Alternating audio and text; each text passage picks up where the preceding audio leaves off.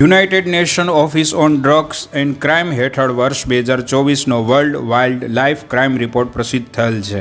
162 દેશના જંગલ સંસાધનને આવરી લેતો રિપોર્ટમાં ગેરકાયદેસર વન્ય પ્રજાતિઓના બજારમાં 29% સાથે ગેંડાના શિંગડા, પેંગોલિન 28%, હાથી દાંતનું બજાર 15%થી વધુ છે. વૃક્ષોમાં રોઝવુડનું લાકડું 35%, મહોગની, દેવદાર, નીલગિરી લાકડાની તસ્કરીનો પણ સમાવેશ થાય છે. રિપોર્ટમાં દાવો છે કે અંદાજિત 1480 કરોડથી 1700 કરોડ અમેરિકન ડોલરનો લાકડાનો અનિયંત્રિત વેપાર છે.